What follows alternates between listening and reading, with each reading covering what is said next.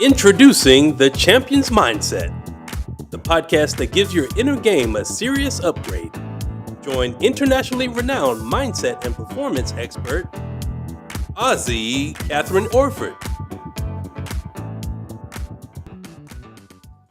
Hello there, everyone, and welcome. Welcome to the Champions Mindset podcast, coming to you live every Sunday at this time, 7 p.m. Eastern. We are growing exponentially. Honestly, last week we had 3.8 to 3.9K viewers, so we're going for at least 4,000 tonight. Whether you're an athlete, a coach, a parent of an athlete, or perhaps a business person, listen up because my guest tonight is going to share some incredible gold nuggets when it comes to mindset and achieving your dreams. And be sure to comment below and stay till the end because I'll share a link with you to download a free copy of my ebook, which is called Mental Performance Mastery for Basketball Success. But guess what? It's not just for basketball success, it applies to all sports, in fact, life. Let me tell you a little bit about my guest today. He was born in St. Croix in the Virgin Islands. He competed internationally, including at the Olympics and World Championships. He's a former sprinter. He's competing in the 100 and the 200 meter sprints. He also serves as the national coach for the US Virgin Islands. He's coached athletes who become NCAA champions and Olympians. He led Cornell to multiple Ivy League titles. He's been awarded Ivy League Coach of the Year multiple times. Adrian was hired at Cornell University in 2012 as the men's and women's sprint coach. Under his guidance, the Cornell sprints quickly improved and they generated a number of conference championships and NCAA qualifiers and gained widespread national recognition. So after serving as assistant coach for 3 years, Adrian was promoted to head coach of track and field and cross country at Cornell University, making him the youngest head coach in the country at the time and one of the few Black head coaches in the Ivy League. Without any further ado, please help me give a really warm Champions Mindset welcome to Coach Adrian Durant, and be sure to give him some love in the comments and tell all your friends to join us on this podcast. Welcome, Adrian. Hello. Thanks for having me. How are you doing up there in where are we? In New York, yes? Yes, I am in upstate New York, and it's great. It's summertime, so it's nice and warm, just the way I like it. I struggle a little more in the winter, but I like this time of year. So Coming great. from where you come from, I'm sure you do struggle a tad, but you've been there a while. You must have gotten used to it. You would think so. Yeah. So, Adrian, you've had this incredible story of being 10 years old and dreaming of representing the Virgin Islands at the Olympics, and not only dreaming about it, but actually making that dream come true. So, who was your inspiration back then? Was there someone you looked up to, or perhaps a moment that sparked that fire inside your belly? It's funny. I can't remember the exact moment. When I was younger, I was just pretty much a ball of energy, and so my mother was trying to figure out a way to keep me preoccupied. And so she put me in multiple sports. I think I was so young at the time that you were only allowed to do certain things. So I was in martial arts at first, and then eventually I was in soccer and track and flag football and basketball. And track was the one that it kind of stuck with me, I guess. Um, I wasn't that great at basketball. I wasn't that great at football. I wasn't as coordinated as I needed to be. I was okay at soccer, but track just seemed like the thing. I had a lot of energy and I was pretty fast. And so I just had to run faster than everyone else and not stop. And so I ended up being pretty decent at it. And I think it may have been watching the Olympics. It may have been watching Michael Johnson run the 400. And I think I just saw it one day on TV and was like, I want to do that. That looks like an amazing thing. And I think at the time I really didn't know how big a goal it was, but I just remember it was like I want to go to the Olympics, and I had little newspaper articles where you could see I'm being interviewed and I'm talking about wanting to go to the Olympics. So It's When you kind of were 10, being, you got some yeah, articles. Oh, yeah. This is when I was in like elementary school. Yeah, I started oh. because I started in second grade. So by the time I was maybe in fifth or sixth grade, it started picking up some momentum.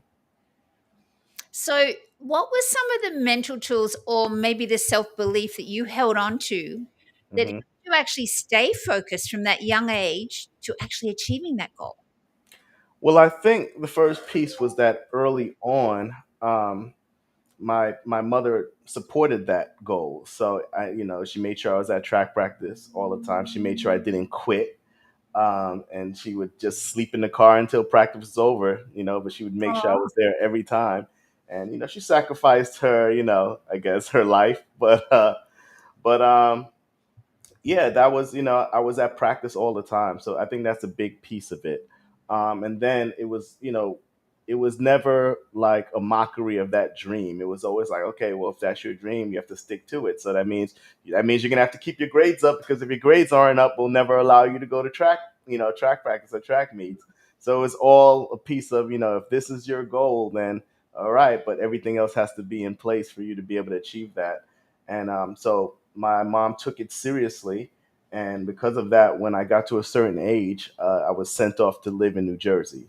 So there was a pretty mm, much, there will only be so many opportunities in the Virgin Islands, not many track meets. And the idea was that if I can get to New Jersey with my family members, then I would be able to run more track meets and have more access to opportunities. So um, that's how serious, that's how seriously everyone took the goal, that pretty much was shipped off to live with relatives. how did it feel to actually achieve that goal? Well, I think because I was 18 at the time, it didn't really hit me as it was like it hit me. It was like, okay, my whole life I've been wanting to accomplish this goal, but I don't think it hit me as hard as it should have, because I figure, I'm 18. I made it here. I'm gonna be able to do this again. Like this is what the standard is now. I'll be here and it won't be that great this time, but at least I have the experience. The next time I'm gonna come back, guaranteed. And so I think I took it for granted a little bit, just how difficult of a goal that was. And I didn't think that it could be the last time I would be there. Mm. Gotcha, gotcha. So Yeah. let's talk about the extraordinary athletes that you coach at Cornell. So you've coached countless high achievers, and just really, what are some of the biggest internal or mental challenges you find your athletes face today, especially those driven by that perfectionism streak that we've actually talked about? What do you think are their biggest challenges? Well, I coach athletes at different levels. So I've coached athletes at the highest level, which that would be Olympics, World Championship, European Championship type level, and then we have the kids who compete at the NCAA, you know, Division 1 championship level, and then there are some kids who compete at the conference level. So everyone's at a different level, and they would all have different degrees of issues that you would have to address. Um, I think it starts from, similarly to my story, it starts with the goal setting. So typically, you won't find someone who's at the highest level who hasn't set a goal to be at the highest level. Sure. And I find it's more common these days for folks to not sit down and really hash out what their goal is. Um, Mm, they're kind of going with the fact that they're talented, they're good at it, and they've just stuck with it, but don't really have a destination. And you could be decent that way, but you'll never be great. So I find that the ones who are great have a goal. They're not afraid to say that goal out loud. They're mm, not embarrassed by their goal. And I feel that that's piece of it. You have to be able to say that without being ashamed. Like that's what you believe. Um, and so at the highest level, it's not, they have the goal locked in. you know yeah. I They're find, breathing it, they're living it, they're visualizing it every day. That's their total exactly, focus. Yeah. whereas a first year in college, I would have to try to get them to you know be able to really figure out what that goal is. Because some of them, they may be doing it because they were good in high school or their parents encouraged them, and now you're in college, you're at another level of the sport, it's more difficult. So is this what you really want to do, and if so, why do you want to do it? really figuring Yeah. that piece out before even trying to get past that, before you get the competition. Yeah, the why is huge, isn't it? Because the why is what's going to get them out of bed when they don't feel like getting out of bed to go to The why training. is going to get you up the hill. It's going to get you, lifting the weights and enduring all the hard stuff. And if the why is not strong enough, then you're not going to be able to endure. And how do you help your athletes navigate the pressure of being perfect or recovering from a less than ideal race, or dealing with that fear of like not living up to expectations or letting you down? How do you coach the athletes through that sort of situation? So I don't expect them to be perfect at all. They expect themselves to be perfect. Yes. I coach at Cornell. Cornell is an Ivy League school, so it's extremely rigorous. It's one of the best schools academically on the planet. And so if a kid's on my team, they're going to be a certain type of individual, right? They're going Mhm. to handle things, process things a certain way, and they're used to getting things right, and they're used to being good at everything. And but it's one thing being good in high school and being a state champion, and it's another thing to be good at Cornell and be an Ivy League champion or be at the Division 1 level. The level of Big difficulty jump. just cranks up a little bit. So um, it's part of it is the realization that, yeah, you're gonna have to put yourself out there if you're gonna want to reach this level. So I would say the thing about perfection is, and I feel like I told you this story, but or the difference that I see coaching at Cornell compared to schools that I've been at before. Whereas at another school, I could tell an individual, hey, go touch this wall, and it's like, okay, bam, touch the wall. Whereas at Cornell, it's like, hey, go touch this wall. Where in the wall would you like me to touch? Go touch this wall. What part of my body should make contact with the wall? Go touch this wall. How much pressure to apply to the wall? And all of that, the attempt to do it perfectly has led to paralysis. You have not done anything. You haven't made the attempt. And so I find it's more so not trying to be perfect, but taking all the steps you're supposed to take and then putting yourself out there and taking the risk. And you may fail, you may not win, but you have to put the full effort out there, because wherever you fall short is better than where you would have been if you didn't attempt it, right? So it's like Exactly. you Yeah. have to attempt it and you have to put all into it if you want to grow. And no one gets to the top without losing. Everyone loses, everyone fails. So it's just, how do you bounce back from that? Do you? And I do find that kids who are always trying to be perfect can be harder on themselves, and myself as a coach, how hard I am on them. So it's more, they may fail, and it's like, oh, I'm not smart, I'm not fast, I'm not this, and it's like, oh, that's Mm. not the case at all. It's just, this is going to be an obstacle that you're going to have to overcome in your journey, in your story, that you're going to tell later about how you became great. This is the thing. So you can let it defeat you, or you can figure out a way, past this. Yeah, they probably have a really rampant inner critic, I would say, Woo, because they are perfectionists. for sure, for sure. So I don't have to be so critical. If Yeah, anything, they do that for themselves. I spend more time giving them perspective on, no, why. Don't just look at this like I suck, but what was the issue with this performance and what led to that issue. Because Mm. then you have a kid with a 4.0 GPA, and maybe they didn't sleep last night, and they don't correlate that not sleeping to the lack of performance. Mm. Yeah, gotcha. So I know that you don't have this challenge at Cornell, but a lot of sports coaches that I really do speak to, and we've talked about this, they feel like this generation of athletes actually lack grit and determination. And they talk about how everyone gets a trophy kind of mindset means that young athletes aren't really taught how to struggle and fail and bounce back, or as I prefer to say, bounce forward. Because if we bounce back, we're going back to where we were, whereas we're not bringing the lesson with us. So, what's your perspective on that? And do you see that at all in track and field? Probably not with your athletes, but what's your No, thoughts on that? I would say the same complaints that everyone hears, we experience in track and field.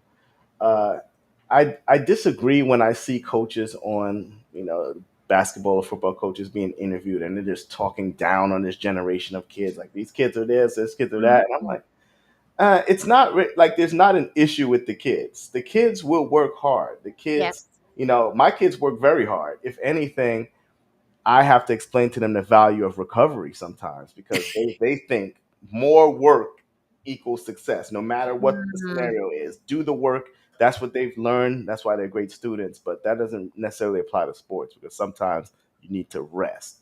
So I'm coaching Gen Z kids. I don't see that they don't have the ability to work. Um, you I see probably some. inspire them though too. Do you see that to me that's a key point in a coach. I don't think that we can coach this era the way that, for example, these basketball coaches were coached themselves maybe 30 years ago because it is a different generation. Well, here's the thing. I think that first you have to build a relationship with the kids. They have to trust you. Mhm. If I have a kid come day one and I'm coaching them and I'm like some of these old school coaching movies where I'm on them, then I'm gonna lose the kid. I might lose my job because their reaction to that is gonna be, whoa, this guy is crazy, he hates me. The person is that's what they're gonna interpret that as, not necessary. And I do get a little bit of that because if you're going to be successful, you have to hold kids accountable. They don't necessarily like that in all cases, and they don't understand sometimes the rules that you have, but the rules that you have, they're there for a reason. And so, I don't expect them to like me all the time. Um, so that's the piece of it. But I have to understand how to communicate with them and Yeah. meet them where they are. The generation of kids who came up in a pandemic, they were home during school. They got a lot of attention, and so they're bringing that with them. That's the environment they're used to, and I have to be the the introduction to the real world where I will give them attention, but also in that they have to understand that when you leave college, the world isn't going to give you everything that you need. So tailor your expectations a little bit. And Mhm. so I approach it like that, where I am willing to be flexible and meet them where they are, while I'm also letting them know where I am and I'm not moving from there necessarily. Yeah. Like this is so I understand you need this, and this, but this is what it takes to win. This has not changed. And the people who win, they execute the same formula now as the folks who were winning 10 and 20 and 30 years ago. And Yeah. there's no way on earth you could tell me that a Sidney McLaughlin Maroney or does not have grit or isn't tough or doesn't work hard or isn't committed and focused. That's just as any athlete ever you know Yes. Yes. so Yeah. so I think, yes, the generations are different, but what it takes to be a successful athlete has not changed. And as coaches, we have to be flexible in how we communicate and deal with the kids and see where they are and try to get them to where they need to be, rather than just being overly critical and complaining that they're not the generation of kids that you can just run into the dirt and yell at all day. Yeah. Yeah, you could run us into the dirt and you could not talk to us and we would do what we needed to do. But it was just, we also were allowed to, at 10 years old, to be outside until 6 p.m. and be gone for the whole day with no cell phones, and parents don't know where you are. It's a different we grew up in a different environment. Yeah. Yeah. So, with so many perfectionists under your wing, what mental skills or daily rituals do you encourage your athletes to build? I talk a lot about positive self-talk. I find that, like we said before, they're overly critical, very harsh critics of themselves, and I'm usually finding myself in a position of saying, "No, that was good," like because I see the positives of, like, if they do a repetition, they run, and they're so focused on the goal. So they'll run something and they'll say, "What was the time?" And I'll tell them the time. They won't like the time. But to Mhm. me, as the coach, it was a great rep because I saw them do the things that I needed them to do in Mm, that rep to make it a valuable rep. And so I'm like, that was a good rep. But mentally, they're like, that's a bad rep. And they're saying it and they're shaking their head no. And after, they're like, no, you have to have a better understanding of what we're doing so that you know yeah. it's not a wasted rep. Because if you think it's bad when it's good, and then you're not going to get, like, you're mentally not be able to perform because you think you're not where you need to be. Yeah. Yeah. And I think we were talking about as well earlier in the week that they want to look at film Yeah, and they don't even know what to look for anyway. So No. they've got to really put their trust in you, the coach, because you know what Yeah, you're seeing. yeah. I'm not a fan of film. Yeah. I understand the purpose of it, but as a coach, and I think there's a benefit that my team is very big. We have 75, 80 men. Same with women. And just my event group, sprints and hurdles, I have maybe 35 individuals that I'm coaching directly. Mm. Um, and so it's impossible for me to video. Yes. So Yeah. which is good. So it's Yeah. something that I have to be able to coach without. Um, I want the kids to feel what they're doing and not have to go review footage and try to look at what I'm asking them to do. When they do a good rep, I want to be able to say, that was good. What did you feel? And then to be able to close their eyes and go back and feel different aspects of the repetition. Mm. Mm. Not And just look, because if they review the video, they're not going to, if I'm like, okay, you didn't transition well. You need to stay aggressive through your transition to top speed. And they want to look at the video. I'm like, no, you just ran the rep so you can feel what happened. So run it back and talk to, and I make them tell me, because instantly they'll say they don't know. Well, that's an issue. So yeah. stop for a second, take your time, be patient. Now let's talk about it. So I will take the time to do that, but not video. And that's teaching them to have the sensory acuity, like the body awareness of Yes. exactly what happened. Because if any coach, and lots of coaches know this, a lot of times a kid will do something right and it feels bad, so they don't necessarily know what the great perfect rep. They know what they're used to, so they're trying to achieve the feeling of this feels good because what it's used to, and well, that's not what we're Mm. trying to accomplish. So what we're trying to accomplish may feel different, and I want you to be able to identify the differences. Yeah, yeah. And of course, what might have worked for them to win a state championship is not going to get them to that next level. Definitely not. It just won't. Yeah, yeah. Adrian, is there a standout story you can share, maybe of an athlete who transformed their mindset or overcame that perfectionism or entitlement traps and really became unstoppable? Because I think you've coached some pretty amazing people that have created some amazing results. Did they always have that amazing mindset, or was it something that you helped them develop? Now, I would say that yes, as coaches, we absolutely help develop the mindset, but the individual has to have the tools. Um, they have to have all these different characteristics. So I coached a young man. He ended up being a European champion in the 200 meters, Mm, and Spanish national record holder in the 100, 200, 400, everything. Pretty much the fastest person in the history of Spain. And amazing. he was an engineer, so he was very organized, and he was disciplined, and so he was punctual. Um, he was analytical. Mm, Um, he had these qualities that you know the way I coach, I teach. And so we have high level conversations about what we're doing and why, so that he gained a greater understanding of those things. So and it's not so that he could become a better coach, because without me, his performance inevitably did decline, even doing the workouts that he knew from me. So but it's more so for when, as a coach, I make decisions.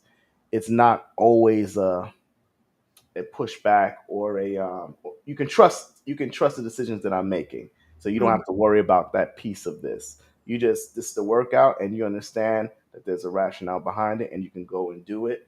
um, and so having that understanding of the different concepts of training theory, um, those are great. So I would say that the individuals who have made it to the highest levels had a thing. They had a raw thing that you could refine. Whether and it didn't have to be the things that he has. It could be a whole different quality. But if you took champions, all have these qualities that I think as coaches we see it. For example, with him, the minute he started running faster, I started calling him the Spaniard, like off of Gladiator, the movie. mhm. Spaniard, and I kept boosting him up, building him up. And so I Yes. remember at the Olympics, I met some of the reporters from Marco, one of the Spanish papers, and they met me, and then it was like, okay, now we understand why he walks with his chest up and his head up and with confidence, because that's how I walk. And they were like, okay, we see the the correlation here, like so. Yes.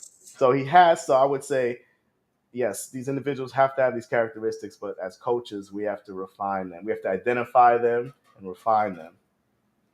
Yeah. And not only that, you just spoke into it. You have to model for them how to hold their body, how to feel confident, how to speak to themselves, their kind of, their self-talk and things like that. So, So and that's that's I the part don't. that I think a lot of coaches don't get. Do you know what I mean? It's like, I love that saying. Ed Milet, who's this, he's got the number one podcast in the world for performance, high performance, and he says so much of what we learn as children, and I think it also applies to athletes that have been coached at the level that they've been coached, like yours, is so much is caught, not taught. Absolutely, and I didn't want to jump in, but that reminded me of it's similar to, as a coach, your demeanor. If I am going into a competition and I am stressed and I'm snapping on everybody for everything and don't look confident, the kids are gonna see that, Trickle feel that. down, Yeah, trickle they're down. gonna feel that. They're gonna understand that. They're gonna feel it. Coach is not confident. Coach doesn't think we could do it. Then that's gonna impact those of them who, if I feel that way, because there are kids who, if they don't sense that you believe in them, they lose a little bit of spark, you know. So They're your kinesthetics. The kinesthetic learners have to feel good to do good, and they have to feel like you like them. yeah, Otherwise, they're going to shut down. I know. I'm a kinesthetic. yeah, yeah. Yeah, absolutely. So, if you could wave, if there are some young athletes listening to this right now in whatever sport that they play, if you could wave a magic wand and give all of them one essential mental trait Ooh, to that's tough. practice to Uh, kind of get better, what would it be? Aside from having the physical skills. one mental trait to Yeah. practice. Yeah, to develop, Um, to be as good as they can be. that's a tough one because there's so many things. Um, mental trait, because I know when it comes to Cornell, a big piece of being successful is time management. And so the trait that I would describe it as is prioritization, like being able to look at everything and see where things rank in your life. Um, being an athlete isn't just what you do at practice. That's the bare minimum.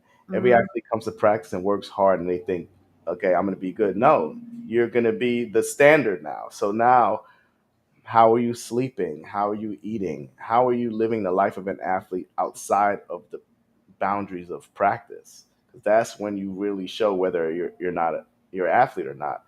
And so I would say, if you want to be great, you have to be able to prioritize everything in your life. Where do things fit in your quest to be a great athlete?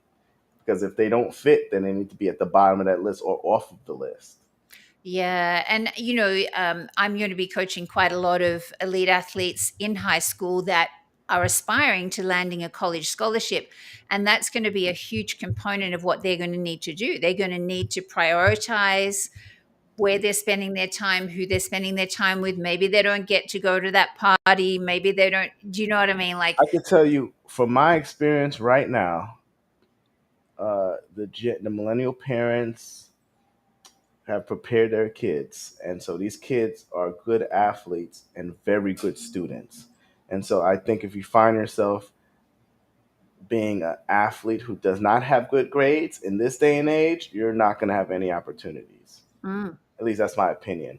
Because these kids, I just think academically, these kids are very prepared now. It's why the Ivy League competitively has gotten better, because the better athletes are better students now in high school. So the level of recruits that we have who can get into the Ivy League are better. yes. Yeah. Yeah.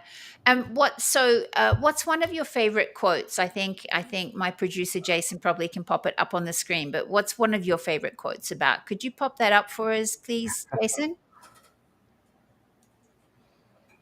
I think it was about, yeah, being ready to sacrifice.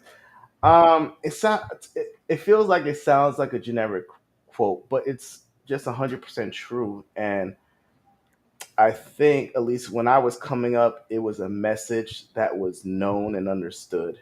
And now, as you alluded to, in an era where more people do receive awards and things like that, that maybe is not understood that to be the best, you actually do give other things up. Mm, Um, you can't. So NCAA is the number one kind of developmental system in the world for track and field for sure. So that means you want to be in the NCAA. You want to be at the high. So Division One is the highest level. So that's where you want to be essentially. Um, so you're going to give up on a lot of the things that the traditional college life. Because if you are doing the things, the traditional college things and partying and fraternities and things like that, then you're pretty much going to forego your athletic career. So you're choosing, but it's yeah, very hard to be an elite college athlete when you're not sleeping and you're drinking and you're doing all these other things that you shouldn't be doing. You're not, um, you don't have proper nutrition and things like that. It's just not going to happen. So yeah. you're gonna give something up, but what you're giving up is so unimportant, and that's what I talk to my kids about. Like, you're never gonna; those kids aren't gonna remember those things, but you being a part of this team, traveling the country, and all this competition, the memories you're building, like this is something that when you're 80 years old, you're gonna be proud of. Hmm. So save the other stuff when you're an adult and you can't run track anymore. Yeah. And honestly, that sense of commitment to the team, even though they might be playing an individual sport, they are representing Cornell, so they're a member of your team. For And sure. that is crucial life skills. Like, they may go on to, I don't know, lead a team in the corporate arena, or, be an amazing engineer. And the bottom line is that commitment they've shown you and you've taught them Hmm. is going to really create a great foundation for the rest of their lives. Yes, for sure. But and to go back to that quote, it doesn't only apply to them, it applies to others. I mean, I don't work a 40-hour week. Yeah. A 40-hour week. Like, I'm 40 is up by the time I'm at Friday. Now let's go travel to a track meet and come back Sunday evening, right? And then we're back at it Monday morning. And that's track season. Yeah. Yeah. So It's full. so Yeah. that's 150, so that's a sacrifice. Yeah. Yeah. And if you don't want to recruit, and if you don't want to make the phone calls, and if you don't want to do the official visits, then the team is not going to be that great. So I have Yeah. to sacrifice. We all have to sacrifice if we want to be successful. Yeah.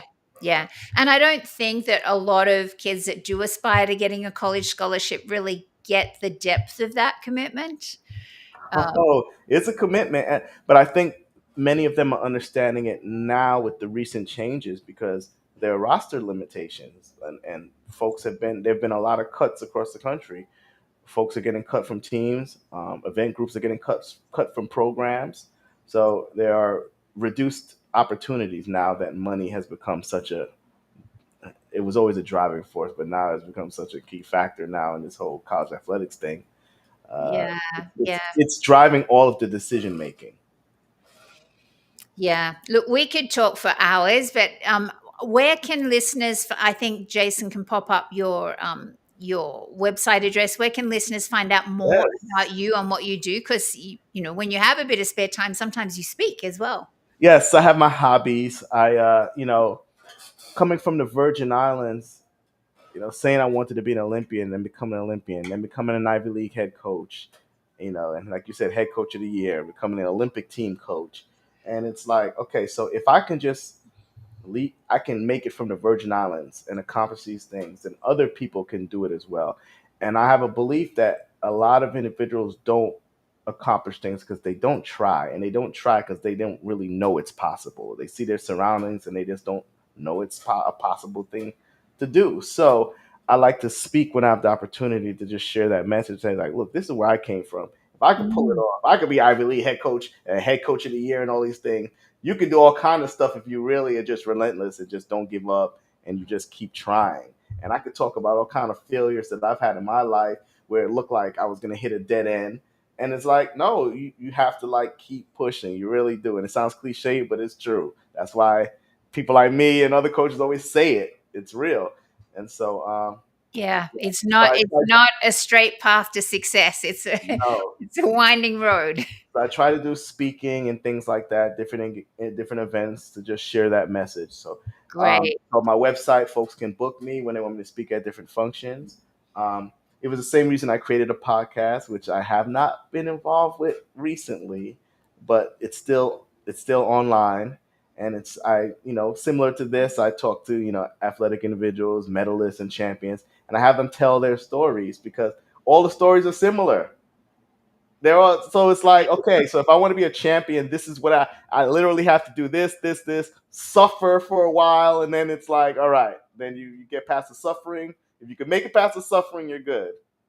Yeah, and also you're gonna have naysayers, you're gonna have people saying, "Oh, no, you'll never make it, you're not good enough," and all Yeah, that you stuff. never That listen to happened to them. me. I would never become a dancer if I listened to all that, so You never listen to them. And no. that's why I was glad as a kid people humored me with my crazy dreams because I got to the point where it didn't matter if anyone didn't think I could do it. Who cares what they think? Yes, yes. One of my favorite quotes is, if someone says to me, I can't do something, I just say it internally, but I also have a poster that I put up sometimes on my social media, and it's just watch me. Yeah, Do you know what I mean? Like, I, seriously. yeah, yeah. Yeah, you got to give it a shot. Yeah, Adrian, thank you so much for being my guest today, and No, thank thanks you for having me. everybody for tuning in. I'd love to get you back another time because I'd love to talk to you about what you think about this whole NIL thing as well. But we're running Oh out of time, and that's a whole other rabbit hole. But as promised, there's a link to download a free copy of my ebook. And again, share this because the more people that hear these messages, you know, the more amazing this world's going to become. So thank sure. you so much. I really appreciate your time, and let's get you back another time. Oh yeah, absolutely. Anytime. Thanks, Adrian. Thank Ciao you. for now, everyone. Thanks for watching The Champion's Mindset with Kathryn Orford. Don't forget to like, comment, and subscribe. See you next week.